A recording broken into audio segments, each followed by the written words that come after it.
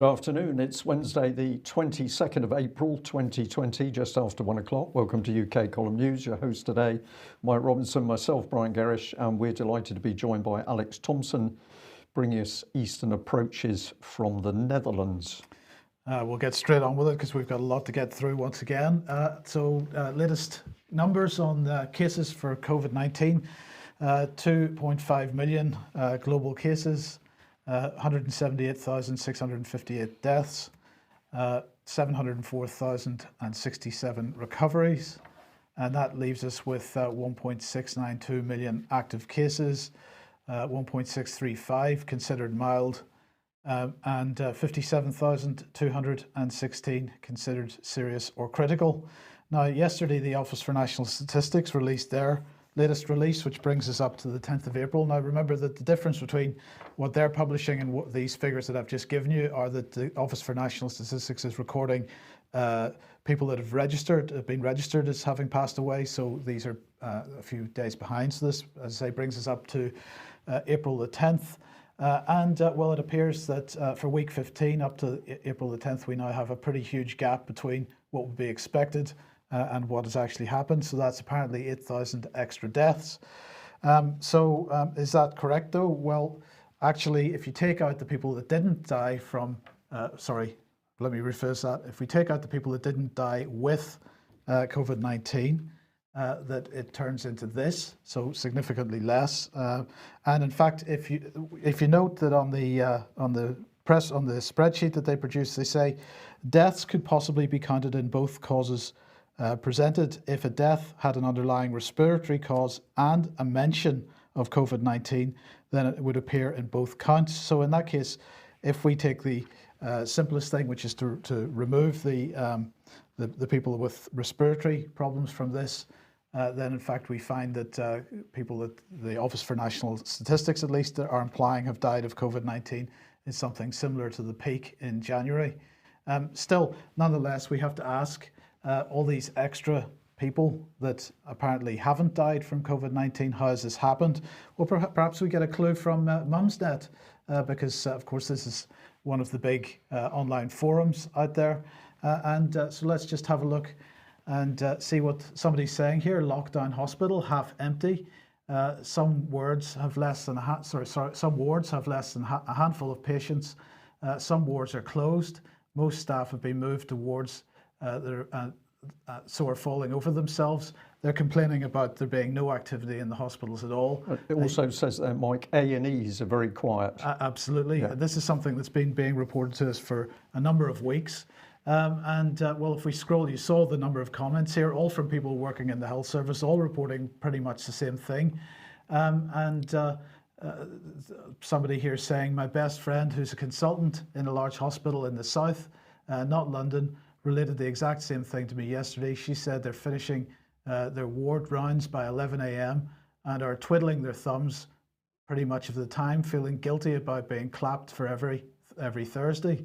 So this seems to be a common thread. Brian, the BBC and other mainstream media outlets, when they discuss the excess mortality for week 10, when they were discussing it yesterday, weren't asking the right questions, weren't getting to grips with where these extra deaths are coming from. And what we're finding is that people are not getting the hospital treatment that they are normally expected to get. They're not getting cancer treatment. I know anecdotally of people now who are not getting the drugs that they require. So some people aren't getting painkillers. Other people are getting lesser doses of painkillers.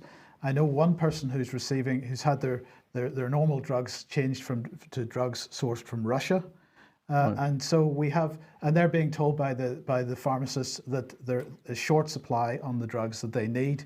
So most people, it seems, most of the excess deaths, which are not COVID-19, are people that are dying at home. And this has to be addressed. These are people that are dying of the lockdown. Now, we've been making this point for the last couple of news programs, but it has to continue to be made because nobody's addressing this from the government or from even in the mainstream press. That's absolutely correct. And to be ruthless, Mike, I'd have to say to you that all this information that's come in from real human beings to you, from nurses, from people related to people working in the NHS, all of that information, according to the BBC, is valueless. You shouldn't pay attention to it. It's come from an auntie or an aunt or somebody connected with them or somebody you know. Don't take any notice. You think I'm joking? Have a look at this. This was BBC trending a couple of days ago. It's saying coronavirus, here's how you can stop bad information from going viral. Before you forward it on, ask some basic questions about where the information comes from. It's a big red flag if the source is a friend of a friend or my aunt's colleague's neighbour. We recently tracked how a misleading post from somebody's uncle with a master's degree went viral. Some of the details in the post were accurate, some versions encouraged hand washing, but other details were potentially harmful, making unproven claims. And then the key bit from the BBC: the most reliable sources of information remain public health bodies like the NHS, the World Health Organization, or the Centers for Disease Control and Prevention in the USA, says Claire Milne, deputy editor of UK-based fact-checking organisation Full Fact. And the comment is, experts are not infallible, but they are more reliable than a stranger's distant relative on WhatsApp. Oh, they're much more reliable there, Brian, it looks Well, like. I find this article from the BBC appalling. This is the lady that they're quoting. What do we really know about her? Well, she's clearly very young. She's done a bit of work in health and social care, but there's no proper medical qualifications given. But notice at the bottom, she's also appeared on BBC Live sessions talking to schools about how to spot misinformation. So what the BBC is saying is experts make mistakes. Don't worry if those mistakes are killing people. You shouldn't worry about that, Mike. No, of course not. Just accept the experts and don't pay attention to real human beings. That's how it works. And this is from one of the journalists that produced that disgraceful article. This is her Twitter page, Mariana Spring. And if you go on it, she's crowing that she's reported about people running local Facebook groups who are fighting misleading coronavirus information from their sofas. They've stepped up as a social media site, as they admit it's not easy to contain the wave of misinformation. Is she talking about Bellingcat? Well, who knows? I mean, it's outrageous. I emailed her. This is the email I sent. I said, we'd read your article, but why isn't the BBC reporting what fully qualified and senior medical people are saying to challenge the COVID-19 statistics? Why is the BBC not reporting that Bill Gates has direct financial links and interests with Imperial College and Mr. Ferguson's organisation? So we gave them all the detail. And of course, what happened? What was our response? Well, it was just silence. So the BBC now just saying to you, you've got a loved one or a friend or a colleague who is a professional and works in the NHS. Don't believe a word they say, just stick with the BBC. To which we say, if you're listening to this report from overseas, please realise that at £4.3 billion, the BBC is now the world's biggest propaganda machine. And we just follow on with The Guardian. So we've got nurse shortage causes Nightingale Hospital to turn away patients. So we build a 4,000 bed facility, Mike. It treats maybe about 40, possibly 50 people. But the reason that the COVID patients aren't in that unit is because we haven't got enough nurses. And this lady did get back in touch with me and said, did you read my article? And I did read the article. And of course, what she does is just says what the NHS told her. But we're supposed to believe that hospitals working at minimal capacity, to the extent we've got nurses dancing in empty wards, have not got enough nurses to come into that 4,000 bed unit, and it's redundant. This is not journalism. Indeed. Well, for UK Column members, on Monday's UK Column Extra, we were talking a little bit about the situation with respect to China and the rhetoric that's building up for war with China, it seems.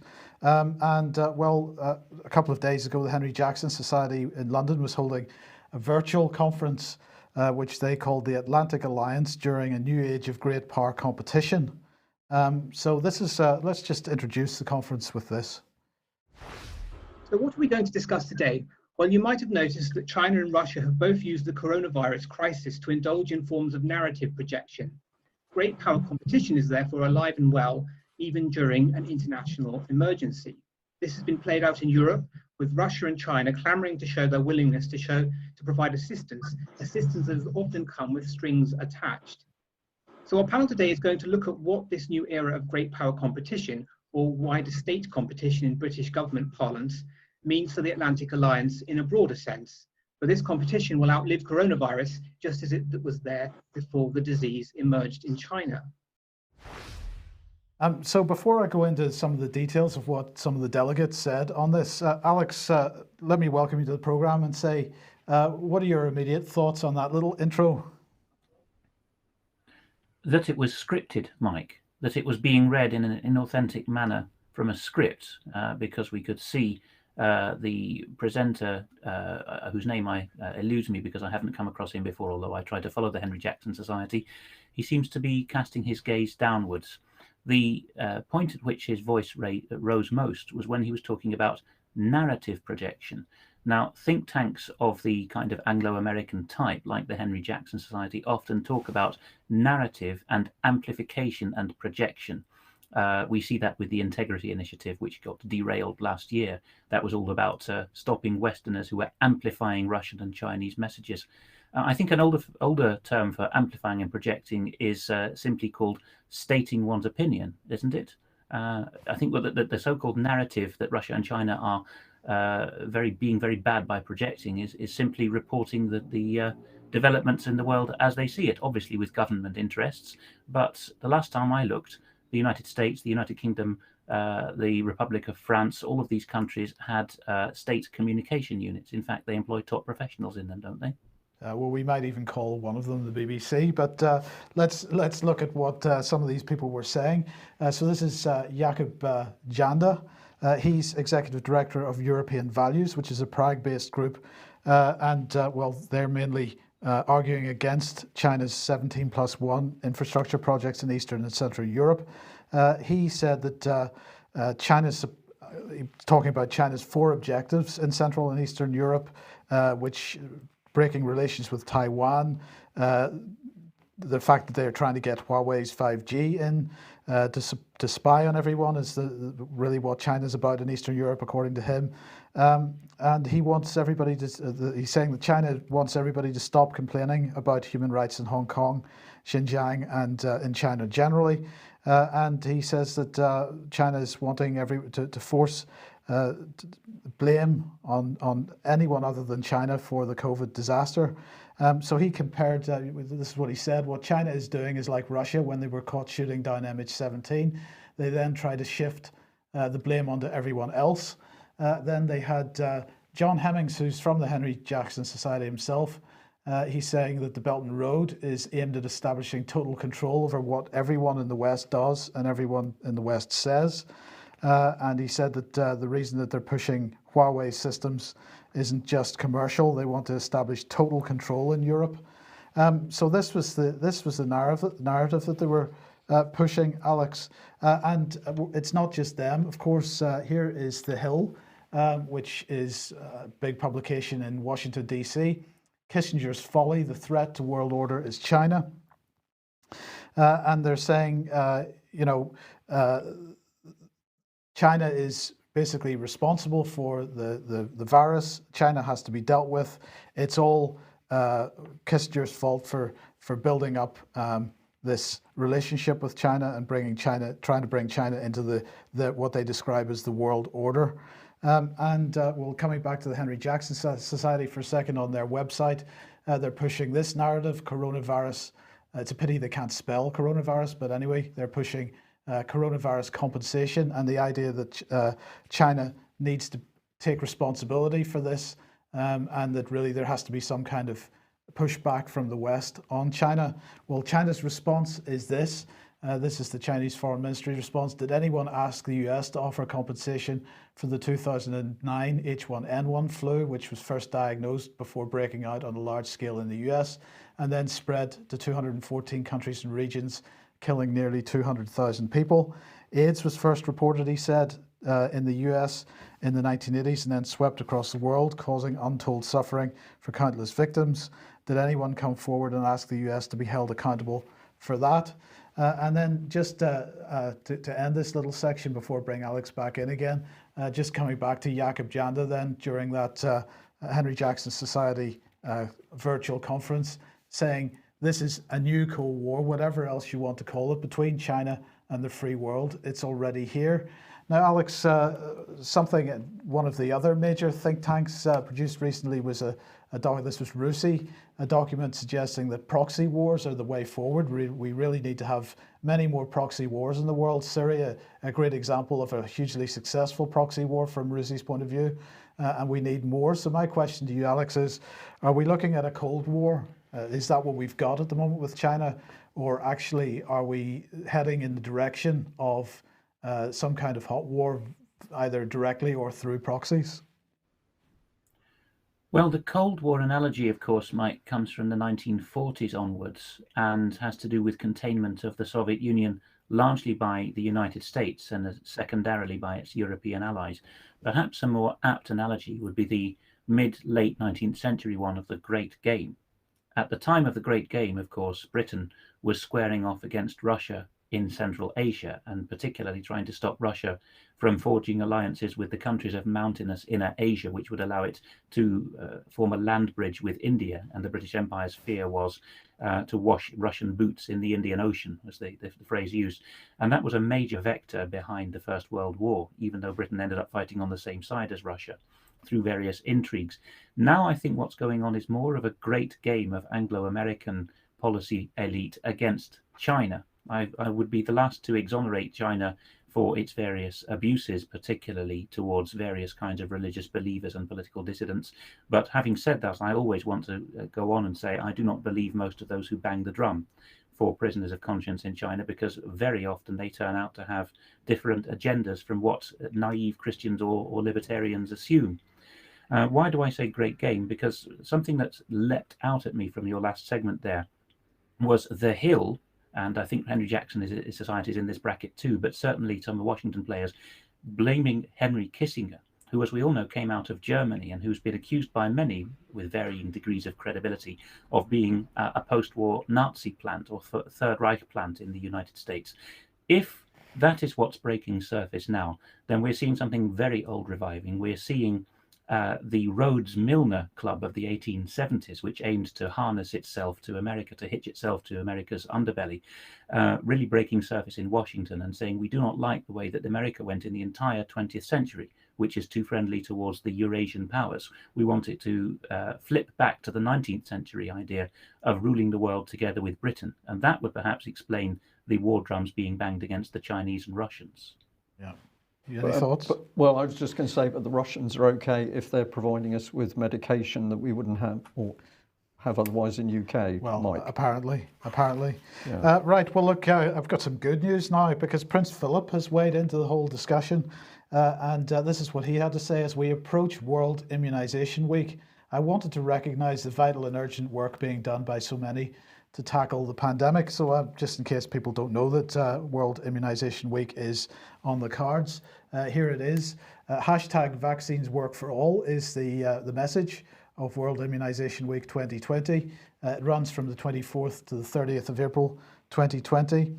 So that is the theme. And the campaign apparently will focus on how vaccines and the people who develop, deliver and receive them are heroes by working to protect the health of everyone, everywhere. So that should make you feel much better, Brian. Well, he's just the man, but I'm surprised he was out because he's over 70 and I think he should be in lockdown, shouldn't he? But you've got to remember, of course, it's amazing that he said this, because he has said in the past he wants to be reincarnated as a virus so that he can wipe out large proportions of humanity. But anyway, going on,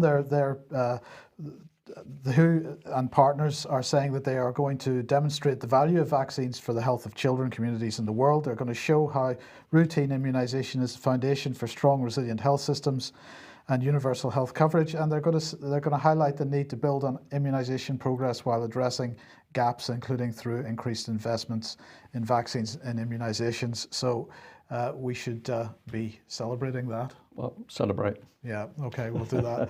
Okay, now, if you like what the UK column does and you'd like to support us, then please head over to ukcolumn.org/community.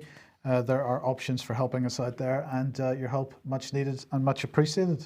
And I'll just add at that point that we're speaking to Ian Crane, and I have to say conversations we've had with him in the last couple of days, his voice is much stronger, mentally he's absolutely there. He's recovering from the quite severe operations that he's had, and he's certainly not out of the woods, but just wanted to say that Ian is in a good state of mind and he's fighting all the way. He's also praising the NHS staff who's been treating him, and he's also commented on the fact that some staff are having to work exceptionally hard, but it's quite clear that other areas of the hospital are quiet, I think. So let's have a look at strange things going on, and thank you very much to viewers who pointed this out to us, and they're pointing at Porton Biopharma, which is a company operating from Porton Down, developing and manufacturing life-saving products. I found this intriguing because that wasn't the Porton Down I remembered, but there we are. So Porton Biopharma is working together with Public Health England and US company Blue Willow Biologics to develop the next generation of anthrax vaccine at PBL's facilities at Porton, Wiltshire, UK. This programme is currently funded by the US government and is worth up to 14 million. Now, the intriguing thing is that the Secretary of State for Health in the official capacity is the major stakeholder in the company. And so this is one of these strange companies that you think you're looking at one thing, but then it turns out to be something rather different.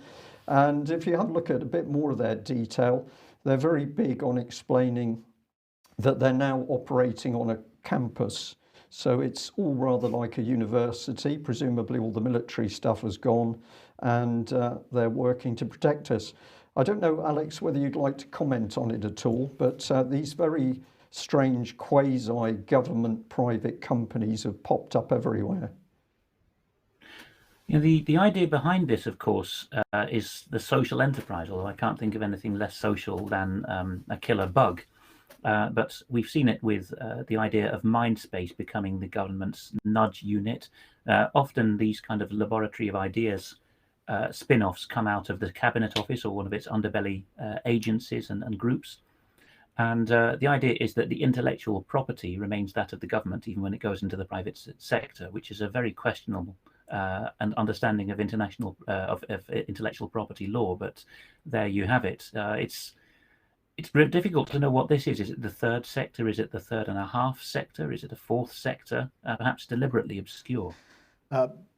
Fusion might be a good word, Alex. Yeah, that might be exactly it. And it's also a question of who is, graduating from these programs and what credentials they have. I mean, earlier in the news, you mentioned that somebody on the BBC was telling us not to listen to those with master's degrees. Instead, we should listen to public health experts. But one of the main points made by the retired chief EU epidemiologist on an interview which we have transcribed from another news source and put on our website on the front page, one of the main points that retired chief epidemiologist for the EU makes is that public health is itself a community. How do you get into public health these days? Well, people can use a search engine and look for masters of public health. People get a master's degree because it's a profession. It's not public service anymore. It's a clique. Yeah. Well, we've got a section here having a look at where COVID-19 is really taking us. And again, a big thank you to our audience who are sending us material, some really great research being done. Let's have a look at what viewers and listeners are discovering from themselves. So this is the Telegraph. UK's on Fido secures $100 million to boost ID tech for, quote, immunity passports. British startup on Fido has raised $100 million. It's going to create immunity passports for governments battling coronavirus. So where are we going post COVID-19, Mike? It's very clear we're going to have passports, and either those passports are going to be fully stamped up, and possibly we will be let out of our rabbit hutches and allowed to do things. So this won't be to cross a national border. This will be to cross the border of your home into the public spaces. Possibly, for example, you would not be able to go into a pub or a restaurant unless you got one of these passports. So no, it doesn't have to be travel even. It could be just going into public spaces. So let's carry on, because this company is very, very interesting. Here's City AM. British AI startup Onfido in talks to provide coronavirus immunity passports. And there's a very loving picture of the company. So here's a bit more detail. It says that it's in a position to provide, or looking to provide, these immunity passports when, quote, lockdowns begin to ease. So we can see how this is dovetailed in. The entirety of Onfido's new stake comes from US investor TPG Growth's 45 billion fund. Hedge fund there. Hedge fund there. Excellent, yeah. Right. And then it mentions the founder, Hussein Kasai, and we're going to have a look at him in a second. But it's using its cash mostly to bolster its presence in the US. But as you'll hear in a minute, they're very big on what they're doing in Europe. Now, some really excellent information sent to us from Asian Voice here. The typeset very small, so I've taken the trouble to blow a bit of it up for you. This gentleman was born in Manchester. His family moved to Iran. He grew up there. Then he came back to the UK. He starts an eBay business at 12, as you do. He then works at Marks and Spencer's. He studies economics and management at Keble College, Oxford. Then he was active in the Persian Society, Oxford Development Abroad, and the Oxford Entrepreneurs Society. And he founds a tech company called Onfido, and he gets a grant of 12,000 in seed investment from the university, moves to London, couple of friends, and in no time at all, you've secured a mere 60 million from investors, including Microsoft. Good. And I believe I'm correct in saying around this time, Bill Gates was still directly connected with Microsoft, but we know even though he's semi-distanced, he is very much a Microsoft man. So what does Hussein say? He says that Onfido's in talks to help governments get people back to work after coronavirus infections peak by providing proof somebody has recovered from the virus.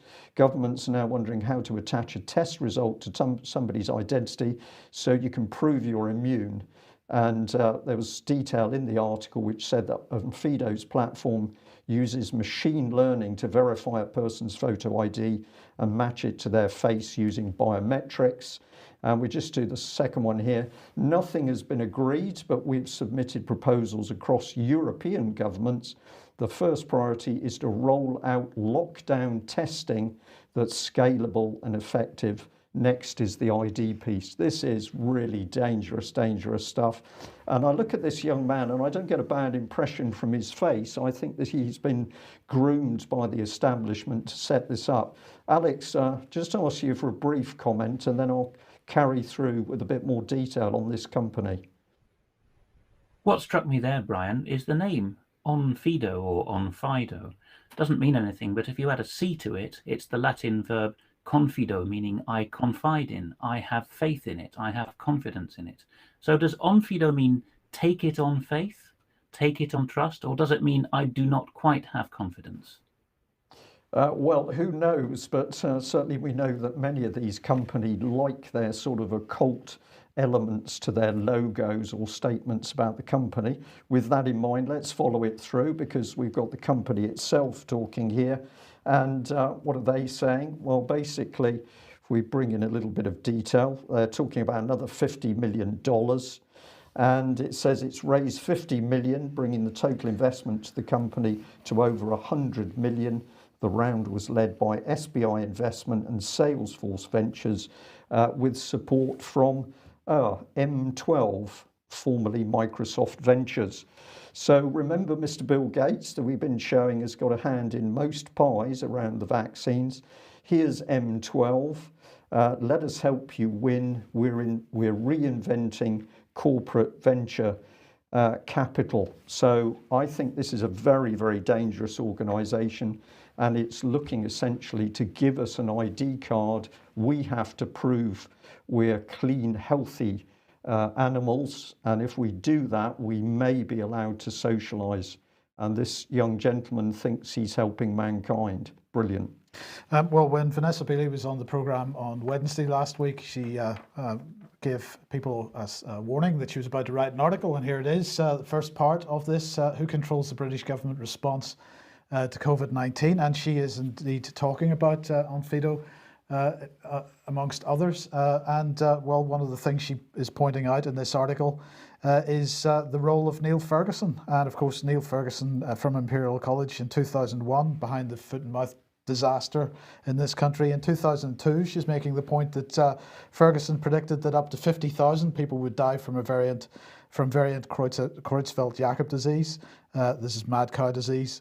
And Ferguson suggesting that 150,000 would be the case if the epidemic expanded to include sheep. The reality is somewhat different, though. 178 people have died from VCJD since 1990. Then in 2005, Ferguson was claiming that up to 200 million people would be killed by bird flu.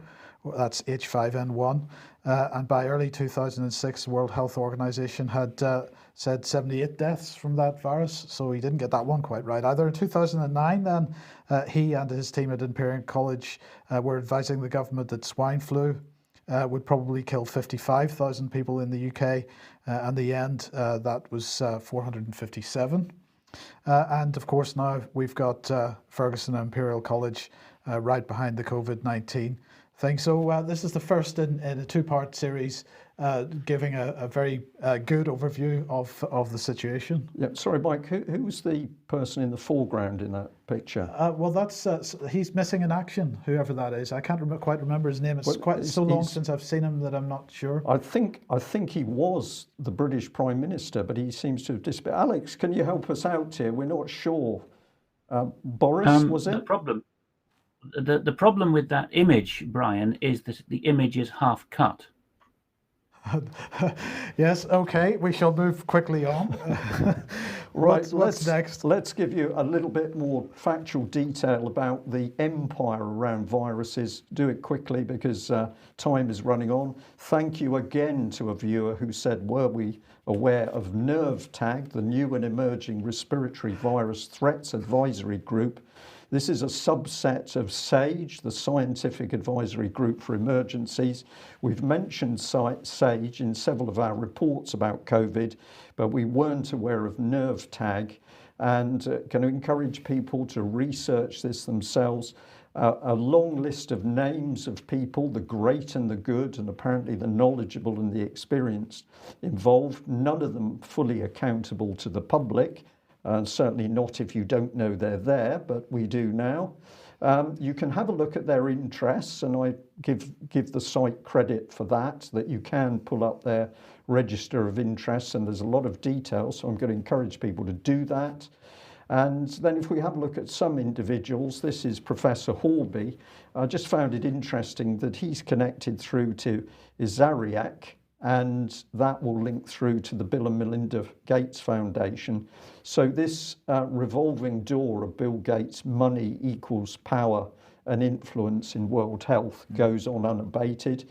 And if you want to know about this Azaric, well, here's their webpage. And of course, we've got the vulnerable young child on the front. They love children.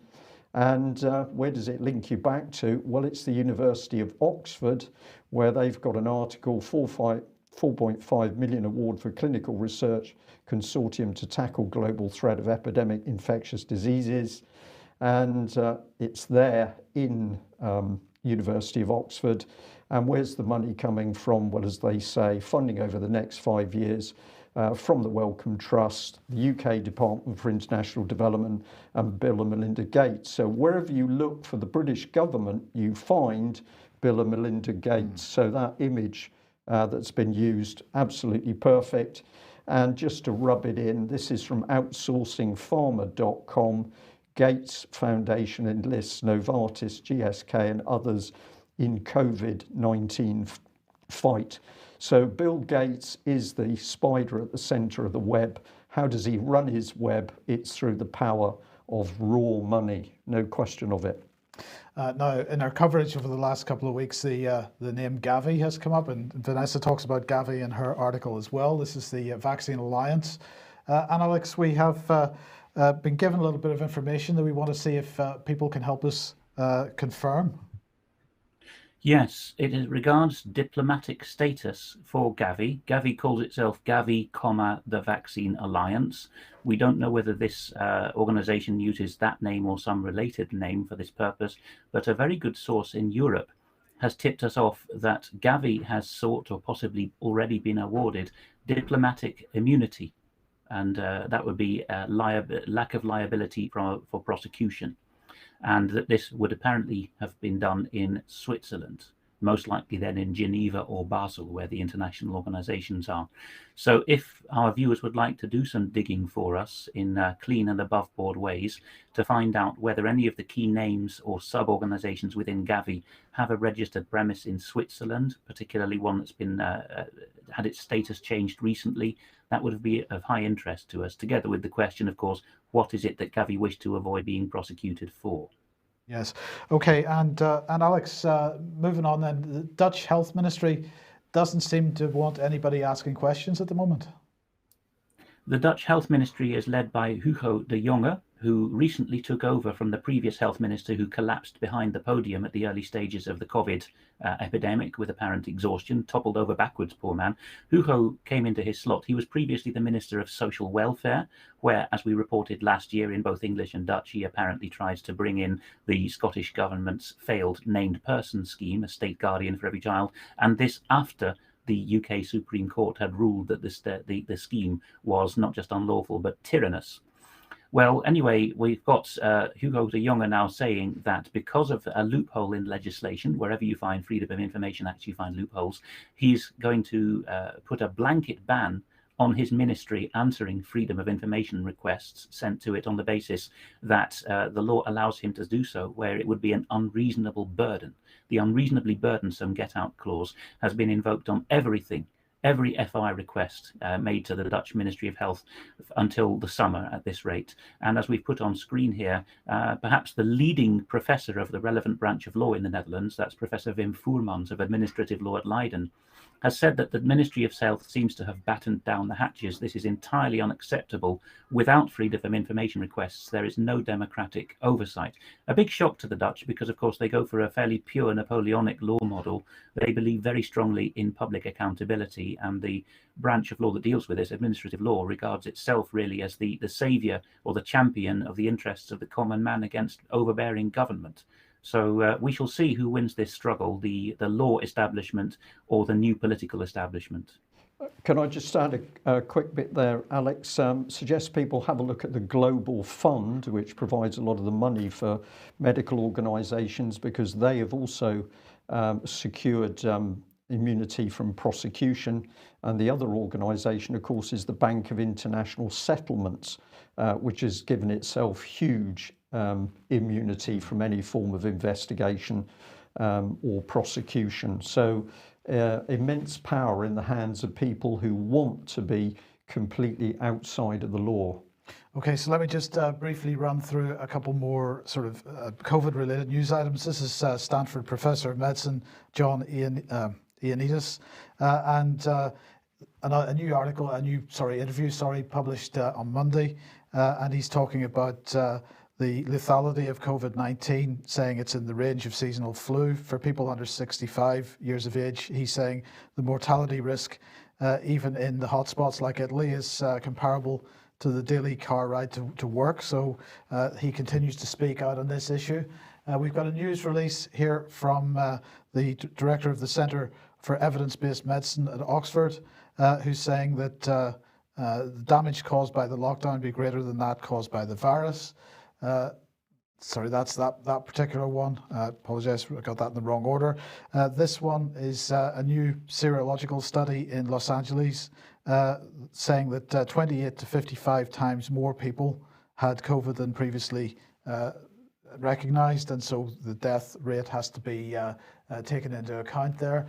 Then we've got nearly a third of 200 blood samples taken in Chelsea. This is in Boston. this is the Boston Globe, show exposure to coronavirus, suggesting that, again, much broader infection rates than previously acknowledged. Also in Boston, CDC reviewing stunning universal testing results from Boston homeless shelter. This is basically saying that over a third of the people tested positive there. So that seems to tally with the previous article. Then we've got the Herald from Scotland. Nearly half of ICU beds empty. Well, we've covered that previously. But the BBC doesn't understand this, Mike. Apparently. No, it's very, very strange, isn't it? And then we have this one. This is the German microbiology professor Sukhrat Bhakti. Another interview. This time he's arguing that he's really criticizing the media for its coverage. He's calling it completely irresponsible, and I think that's absolutely right. So let's move on to this. Now, Alex, I've been wondering for a little while what the response was going to be from the legal profession to the emergency powers that the government passed a few weeks ago. Well, we've now got a legal opinion from field court chambers, and they're saying that the lockdown measures imposed by the Health Protection Coronavirus Restrictions England regulations are some of the most extreme restrictions on fundamental freedoms imposed in the modern era. They are a disproportionate interference with the rights and freedoms protected by the European Convention on Human Rights, and therefore unlawful. So they're using the European Convention of Human Rights as opposed to looking at the implications for English common law, which is perhaps unfortunate, but nonetheless, it's a legal opinion. And so let's have a look at the areas that they're particularly interested in. The regulations gravely impact a number of rights and freedoms, including at least to family and private life, that's Article 8, religious practice, Article 9, association and assembly, Article 11, property, Article 1 of Protocol 1, education, Article 2 of Protocol 1, and they're saying probably also liberty, which is Article 5.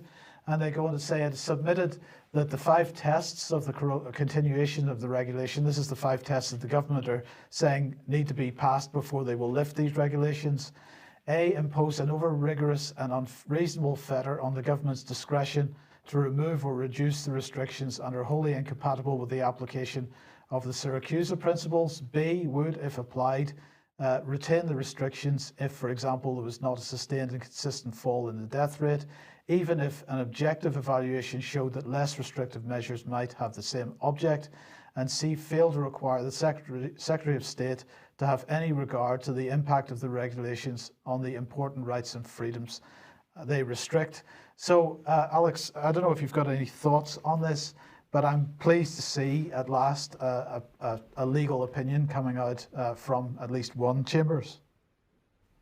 It's better than nothing, Mike. Very briefly then, the ECHR, which has nothing to do with the EU, was really a Churchill initiative to make sure that geographical Europe, and in fact it's all the countries in Europe now, bar Belarus, were signed up to a minimum standards of human rights and law, which was justiciable, which could be tried in court in Strasbourg.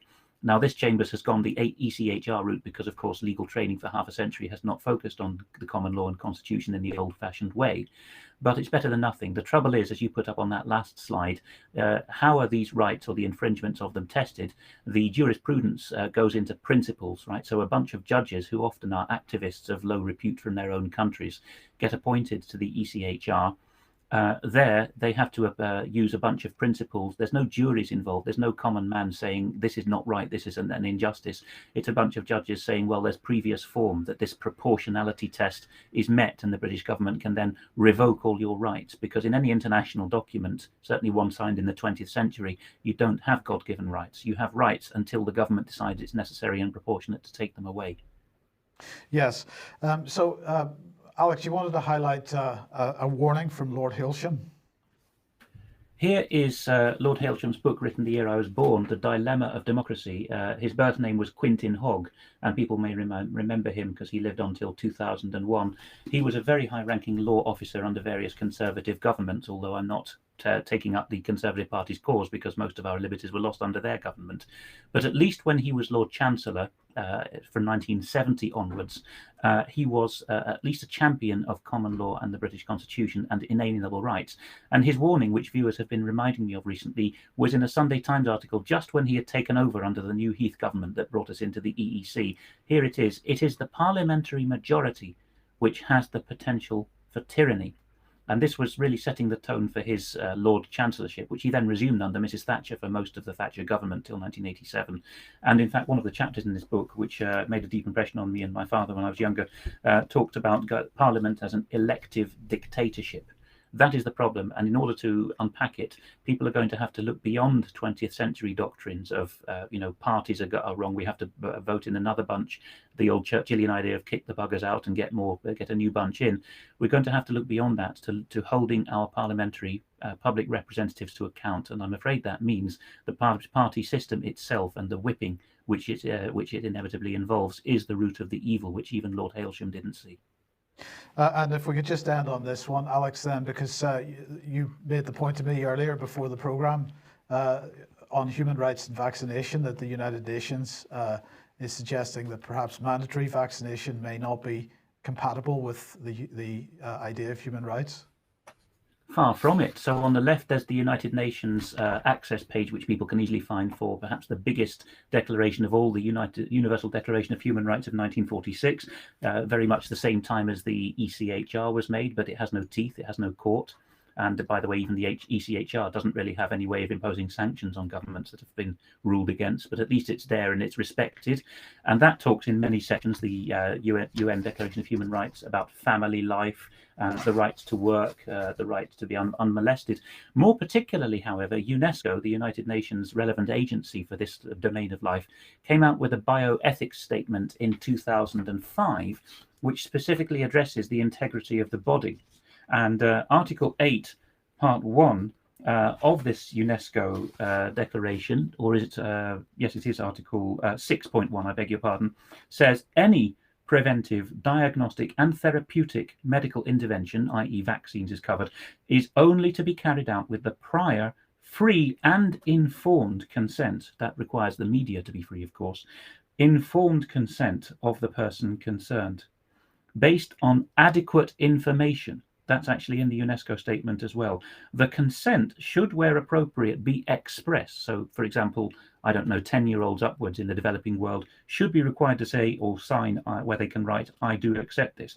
And the consent may be withdrawn by the person concerned, not a guardian on their behalf, the person concerned, at any time and for any reason without disadvantage or prejudice. That seems pretty cast iron, although it's only a statement by UNESCO. It's not an international law level codification, but it seems pretty express that nothing is going to be injected into the body of a child, an adult, an old person, a disabled person, a mentally insufficient person without free, informed consent.